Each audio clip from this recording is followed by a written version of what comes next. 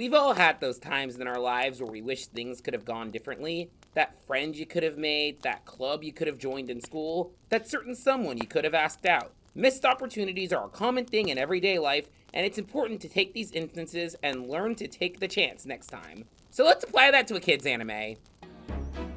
Metapod, hardened like his. Maximum hardness, Metapod! The Pokemon anime has been a staple for over 25 years. The show has had an ever-changing tone throughout its run. With so many seasons, story arcs, and characters, there's bound to be moments that either weren't executed well, or awesome-sounding storylines that were dropped. And that's our discussion today. I've asked on my community tab, as well as my socials, what they thought, as well as my own grievances into consideration. I'm gonna start with the smaller stuff and work my way up, but feel free to comment any that I may have missed. Now, as a disclaimer, I'm gonna only use ideas that could be feasible within the confines of the show. I know a lot of people want to say stuff like, Ash catches every legendary and mythical and also marries Misty, Dawn, or Serena, but that's going into fanfic territory. I want to only stick to stuff that I could see happening.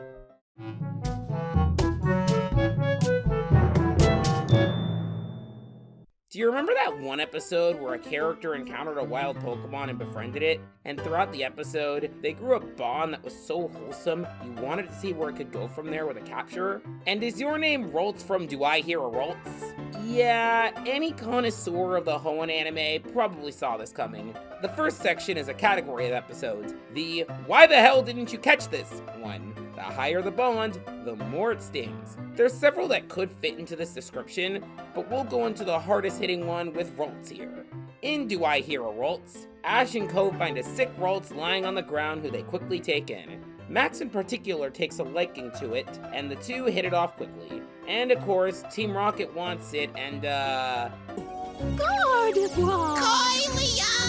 At least the way they got caught in 4K was funny. Meowth, the Scratch Cat Pokemon. Meowth loves to roam at night to gather coins and other objects that sparkle. But this leads to Max on the run to get this poor Roltz to the Pokemon Center before it's too late. And I'm not exaggerating, because when he gets there, Joy says this.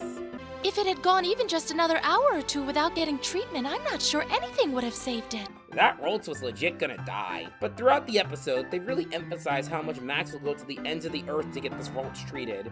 He even risks getting attacked by its family, who are high special attackers, mind you, to make sure it's okay. There's even a kick-ass montage showcasing this with the perfect amount of cheese. Who am I inside? The one who cried. But what truly makes this a missed opportunity is the ending. Oh, yes, Roltz! I promise! I promise I'll come back for you! I will! Max promises to go back and catch it when he's old enough to become a trainer. And they bring this point home by having Roltz literally speak to Max after teleporting away. Promise me, Max! Promise you'll come back and get me! Now obviously, one commenter who states the obvious might point out that of course there can't be an opportunity for Max to catch this Roltz, as he is not old enough to become a trainer.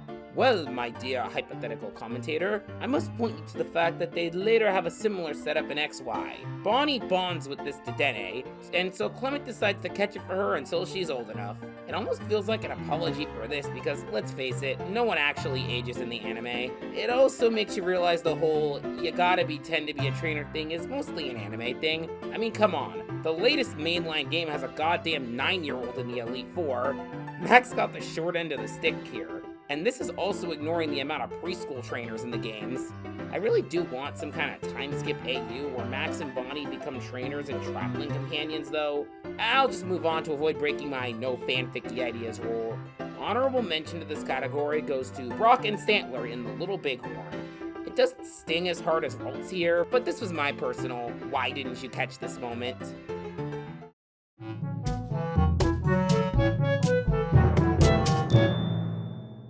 In the finale of Ash's journey in Aim to be a Pokemon Master, Ash has one last battle with Team Rocket that ends with Pidgeot, a Pokemon Ash released early on, returning to save him, which leads to it rejoining his team. This was a big moment given that when Ash released the bird, he said this. We'll be back as soon as we get Professor Oak's Pokeball!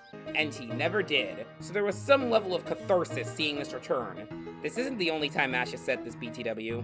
Maybe they'll meet again someday, somewhere. Someday we'll meet again at the big Pokemon League competition. And one day, we will meet again. Yeah, Ash says that a lot. Reunions that never happened is the name of the game. The clips I just showcased aren't necessarily everything, and some reunions are more deserved than others. However, I'd say the biggest blow for me was Ash never seeing Primeape again because of the potential. Imagine Primeape becoming an overnight ace from all the P1 training and helping Ash out in the league. It'd give it more screen time than the whopping 2 episodes it got. And then of course, there's all the trainers Ash never battled again. Now, Ash has said this to a lot of trainers, so I'm not gonna remember every time he said this. AJ's in particular stands out because he specifically said they should battle again at the Pokemon League, and well, you know the story by now. In the actual Indigo League, Ash battles entirely new characters, and most of them are one-offs. Why not have characters like AJ, Samurai, or even the Pokemon Tech Kids as trainers Ash rematches in the league? It shows how far both of them have come as trainers and really establish a wider variety of rivals for Ash. What's even stranger is in the second opening theme, a lot of these previously mentioned characters show up. Come on, don't tease us like that. Give me Ash versus Giselle Part 2.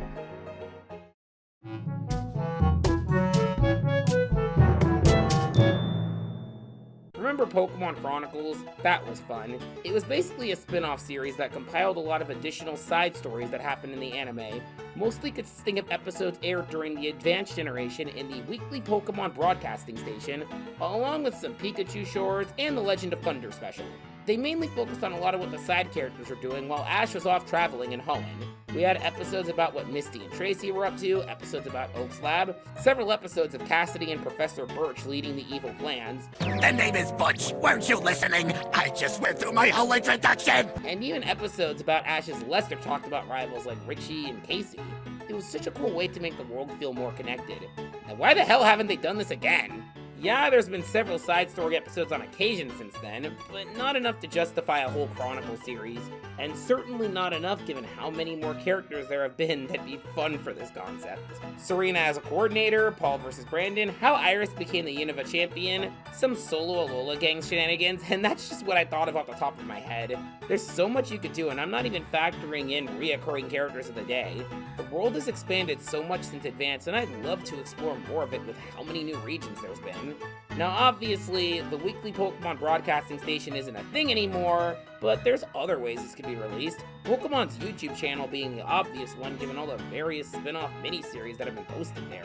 Pokemon TV would also be a good option given it be an idea connected to Annie Poke that can also give it some new content. And this idea may be fanficky, I'm not sure, but a Pikachu short with all of Ash's Pokemon would be overcrowded, but I'd like it.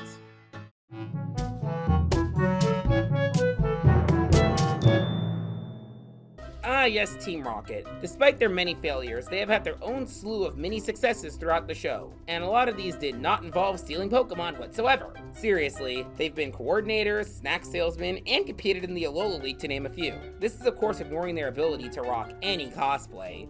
They can do such a variety of things, and you wonder why they don't just quit. Well, status quo is God, mind you, but man, even compared to the rest of the organization, they seem like pure babies in comparison. I was gonna make the section about why Team Rocket doesn't just quit or try other passions, but I realized the show kind of explored this at least twice. Though in both these episodes, it involves the trio separating, which made them all a sad face emoji. To be honest, they'd probably be much happier if they quit and did something else together. Noodles Romanoff shows that Meowth is really great with ramen, for example. Imagine how a 5-star gourmet restaurant ran by the three of them would be. Actually, that's the section now. Team Rocket leaves the organization to do something productive with their lives together. This would obviously happen at the end of the series as a kind of moving on with their lives to greater pastures kind of thing. This also connects with the other piece of my little puzzle.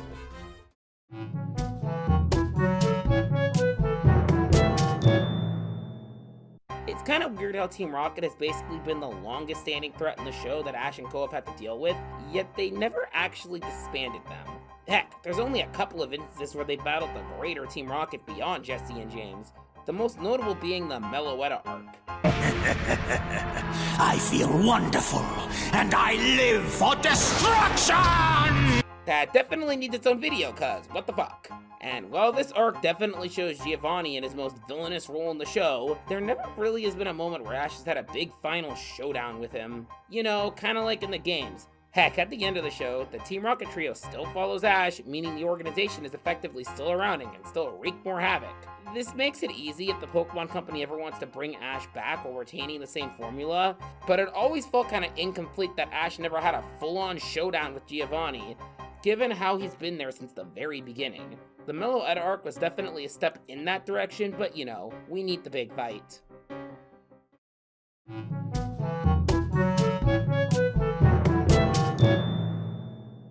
Pokemon Journeys is a very love or hate series. It did so many cool things. Lots of characters returning, Ash traveling to a variety of regions each episode, and a world championship where Ash battles some of the best trainers in the world. However, this is commonly met with criticism on how each of these concepts were executed. I could go over a lot of these and how hellish the production of this season was overall, but we're just gonna focus on the variety of regions part, specifically the region it was set in, Kanto. Now, I get why this was set in Kanto. It's the one a casual or longtime viewer will most likely recognize, and the region's simplicity can make for a good home base to make the places they travel to look cooler. However, it also led to that current gen's region, Galar, being underutilized. Now, to be fair, it was utilized in some ways. Leon was the world champion after all. However, given that Sword and Shield were the newest games with a ton of characters, it ended up conflicting with the format of the series. They go to Galar a handful of times throughout and even have a multi-episode arc there, but that still wasn't enough time to feature every character. The only Galar gym leaders featured in Journeys were Bee, Alistair, Opal, Pierre's, Marnie, and Rayhan. This is even less when you remember that Sword and Shield had version-exclusive gym leaders. So no Milo, no Nessa, no Melanie, etc. A lot of the Galar gym leaders have to settle for being in other Pokemon media like Twilight Wings. A lot of this is part of the overall problem Journeys had. It tried to introduce so many new characters, plot points, and Pokemon that there wasn't enough time to let all of them breathe. It definitely tried, and I don't want to blame the staff on this since this was an experiment they hadn't tried with the show prior, but it's still kind of disappointing how much stuff was given the shaft here.